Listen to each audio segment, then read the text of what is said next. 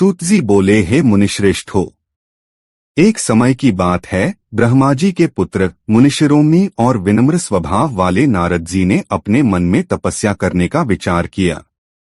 हिमालय पर्वत पर एक अत्यंत शोभायुक्त गुफा थी, जिसके समीप ही पवित्र देवनदी गंगा वेगपूर्वक प्रवाहित हो रही थी। वहां एक दिव्य आश्रम था, जो अनेक प्रकार की शोभा से परिपूर्ण था। दिव्यदर्शी नारद जी उस गुफा में तपस्या करने के लिए गए। उस सुंदर गुफा को देखकर नारद जी अत्यंत प्रसन्न हुए। उन्होंने सुदीर्घ काल तक वहां तपस्या की। उनके हृदय में शुद्धता थी। वे दृढ़तापूर्वक आसन बांधकर मौन हो गए और प्राणायाम के साथ समाधि में स्थित हो गए। हे ब्राह्मणों, नारद जी ने ऐसी गहन समाधि लगाई जिसमें ब्रह्मास्मि, मैं ब्रह्मा हूं का आत्म साक्षात्कार होता है। यह ब्रह्म ज्ञान की उच्च अवस्था थी। जब नारद जी इस प्रकार तपस्या में लीन हुए तो देवराज इंद्र को भय और चिंता ने घेर लिया। वे मानसिक रूप से व्याकुल हो गए। इंद्र सोचने लगे, नारद मुनि मेरी शक्ति और मेरा राज्य छीनना चाहते हैं। इस विचार से वे संतप्त हो उठे।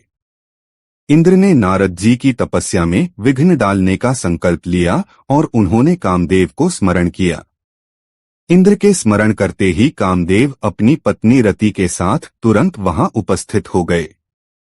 सूतजी बोले, कामदेव को आया हुआ देखकर कपटपूर्ण बुद्धि वाले देवराज इंद्र ने अपने स्वार्थ की पूर्ति के लिए उन्हें तुरंत संबोधित किया और कहा, हे मित्रों में श्रेष्ठ, हे महावीर, हे सदा मेरे हित करने वाले, तुम प्रेम पूर्वक मेरे वचनों को सुनो और मेरी सहायता करो।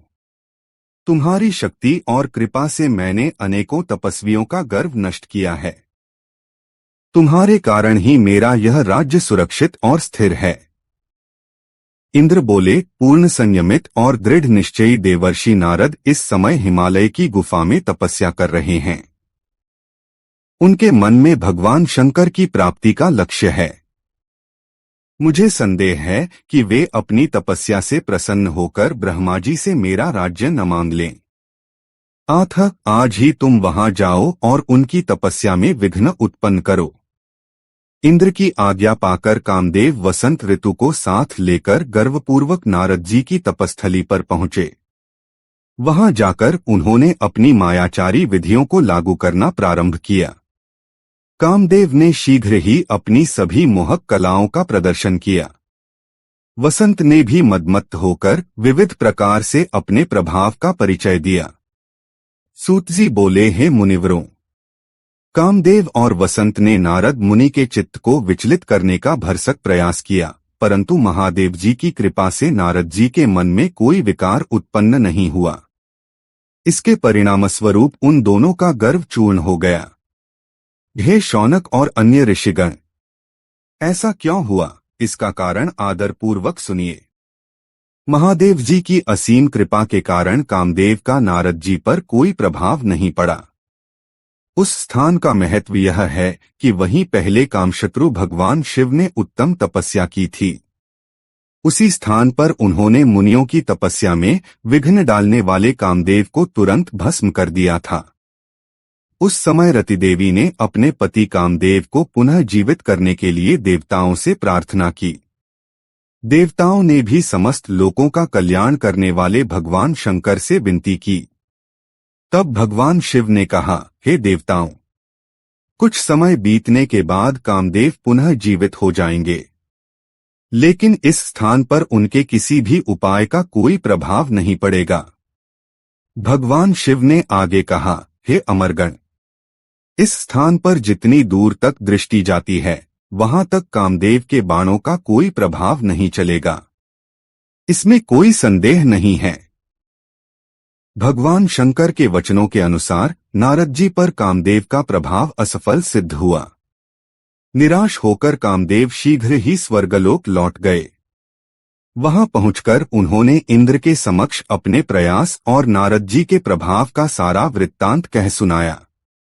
इसके पश्चात इंद्र की आज्ञा लेकर कामदेव वसंत के साथ अपने स्थान को लौट गए। उस समय देवराज इंद्र को नारद जी की तपस्या और उनके संयम पर बड़ा आश्चर्य हुआ। उन्होंने नारद जी की बारंबार प्रशंसा की, लेकिन शिव की दिव्य माया से मोहित होने के कारण इंद्र अपने पूर्व के अनुभवों को स्मरण नहीं कर सके। वास्तव में शंभु की माया को समझ पाना इस संसार के सभी प्राणियों के लिए अत्यंत कठिन है। केवल वही भक्त जिसने स्वयं को पूरी तरह शिव को समर्पित कर दिया है, इस माया से मुक्त रहता है। शेष सभी प्राणी इसकी मोहिनी शक्ति से प्रभावित हो जाते हैं। भगवान शंकर की कृपा से नारद जी लंबे समय तक उस स्थान पर तपस्या में लीन रहे। अंततः जब उन्होंने अपनी तपस्या को पूर्ण मान लिया तो वे उससे विरत हो गए। कामदेव पर अपनी विजय को मानकर मुनिश्रेष्ठ नारद जी के मन में व्यर्थ ही गर्व उत्पन्न हो गया। भगवान शिव की माया से मोहित होने के कारण वे यथार्थ स्थिति का ज्ञान नहीं कर सके। हे मुनिश्रेष्ठो, भगवान शंभु की यह महान माया धन्य है, अत्यंत धन्य है। ब्रह्मा, विष्णु आदि देवता भी इसकी गति और रहस्य को समझने में असमर्थ हैं। शिवमाया से अत्यंत प्रभावित होकर और गर्व से भरे हुए नारद जी ने अपनी काम विजय की कथा सुनाने का निश्चय किया। इसके लिए वे तुरंत कैलाश पर्वत गए।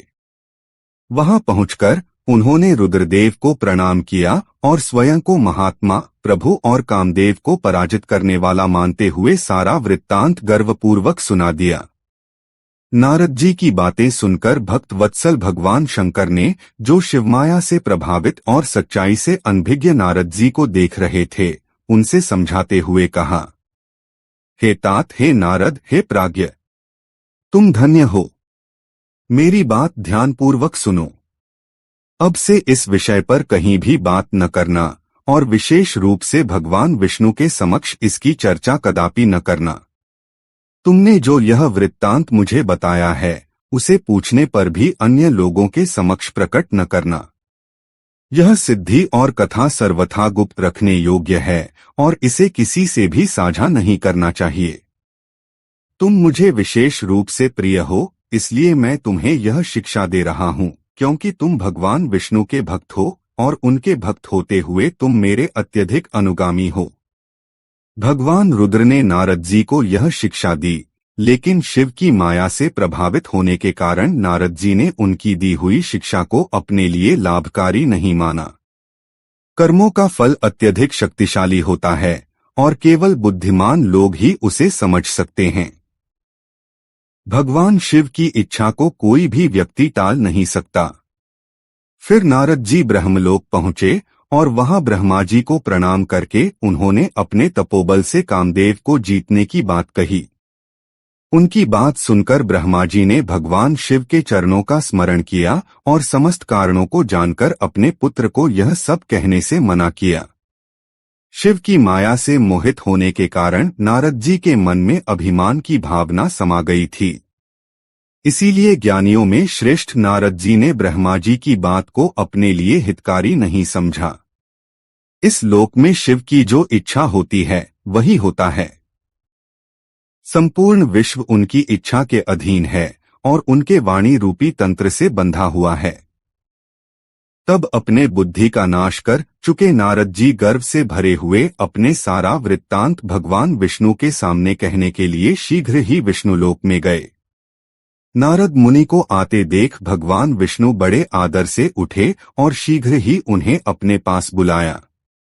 उन्होंने नारद जी को अपने हृदय से लगा लिया, क्योंकि उन्हें मुनि के आगमन का कारण पहले से ही ज्ञात था। नारद जी को अपने आसन पर बिठाकर भगवान विष्णु ने भगवान शिव के चरणों का स्मरण करते हुए गर्वनाशक और सच्चे वचन कहे। विष्णु बोले, हे तात, आप कहाँ से आ रहे हैं? यहाँ आपके आगमन का क्या कारण है? हे मुनिश्रेष्ठ, आप धन्य हैं। आपके शुभागमन से मैं पवित्र हो गया। भगवान विष्णु का यह वचन सुनकर गर्व से भरे नारद मुनि मद से मोहित होकर अपना सारा वृत्तांत बड़े अभिमान से बताए। नारद मुनि का वह अहंकारपूर्ण वचन सुनकर भगवान विष्णु ने मन ही मन शिव के चरणों का स्मरण किया और उनके काम विजय के सभी कारणों को पूरी तरह से समझ लिया। उसके बाद भगवान विष्णु ने शिव के आत्मस्वरूप परम शैव और सुबुद्ध शंकर की भक्तिपूर्वक स्तुति की। उन्होंने सिर झुकाकर और हाथ जोड़कर कैलाशपति शंकर की महिमा का गान किया। विष्णु बोले, हे देवेश्वर, हे महादेव, हे परमेश्वर, आप प्रसन्न रहें। हे शिव, आप धन्य हैं और सबको मोहित करने वाली आपकी माया भी धन्य है। इस प्रकार परमात्मा शिव की स्तुति करने के बाद भगवान विष्णु ने अपनी आंखें बंद की और उनके चरण कमलों में ध्यान लगाकर चुप हो गए। विश्व के पालनहार हरि ने शिव के निर्देशानुसार और जो होना था उसे अपने हृदय में जानकर मुनिश्रेष्ठ नारद जी से यह वचन कहा। विष्णु बोले, हे मुनिश्रेष्ठ, आप धन्य हैं, आप तपस्या के भंडार हैं और आपका हृदय बहुत उदार है।